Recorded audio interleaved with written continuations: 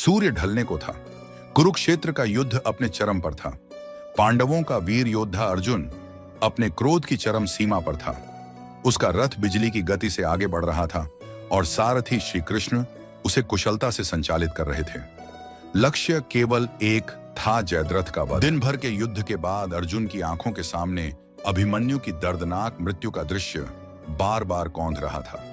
कौरवों ने मिलकर अभिमन्यु को छल से घेर कर मारा था और उस षड्यंत्र का मुख्य सूत्रधार जयद्रथ था।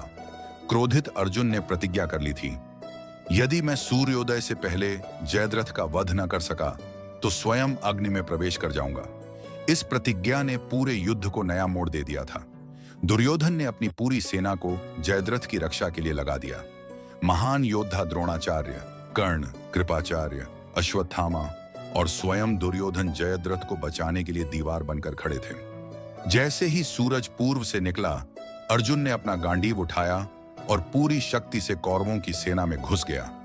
भीम, नकुल, सहदेव और द्रौपदी के भाई धृष्टद्युम्न अर्जुन का मार्ग प्रशस्त कर रहे थे। भीम ने अपने गदा से शत्रुओं को धराशायी करना शुरू किया। नकुल सहदेव ने तलवार से दुश्मनों का संहार किया और धृष्टद्युम्न ने गुरु द्रोण से युद्ध किया। किंतु जयद्रथ अब भी सुरक्षित था। सूर्य धीरे धीरे पश्चिम की ओर ढलने लगा।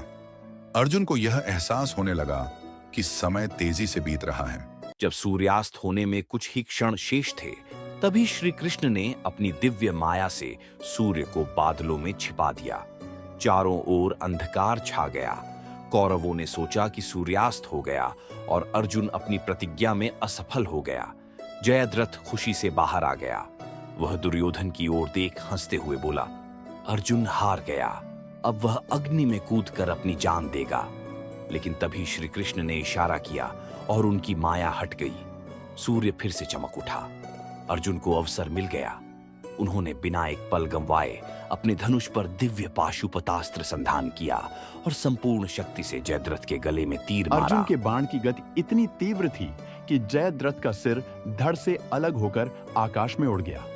लेकिन श्री कृष्ण ने अर्जुन से पहले ही कह दिया था, जयद्रथ का सिर ऐसा गिराना कि उसके पिता की गोद में जाकर गिरे। अर्जुन ने वैसा ही किया। जयद्रथ का सिर सीधा उसके पिता की गोद में जा गिरा। जैसे ही उनके पिता ने सिर जमीन पर फेंका, उनकी मस्तक से अग्नि प्रकट हुई और वे वहीं भस्म हो गए। जयद्रथ के मारे जाने से कौरवों की सेना में हाहाकार मच गया। दुर्योधन की आंखों में भय साफ झलकने लगा। अर्जुन की प्रतिज्ञा पूरी हो चुकी थी। भीम ने अर्जुन को गले लगाकर कहा, आज तुमने अभिमन्यु की आत्मा को शांति दी। श्री कृष्ण मुस्कुराए और बोले, यह युद्ध अभी समाप्त नहीं हुआ है, लेकिन आज पांडवों की जीत की नींव रख दी गई है।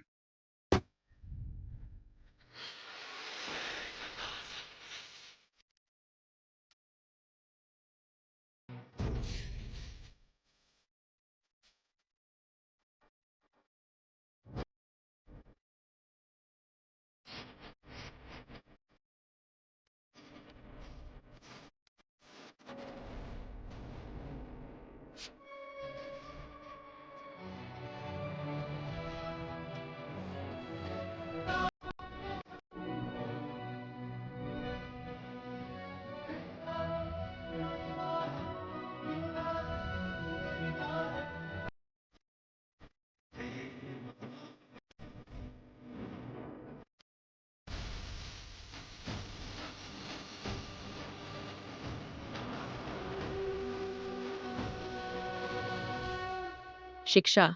जयद्रथ वध की कथा हमें सिखाती है कि संकल्प और बुद्धिमत्ता के साथ हर लक्ष्य को प्राप्त किया जा सकता है।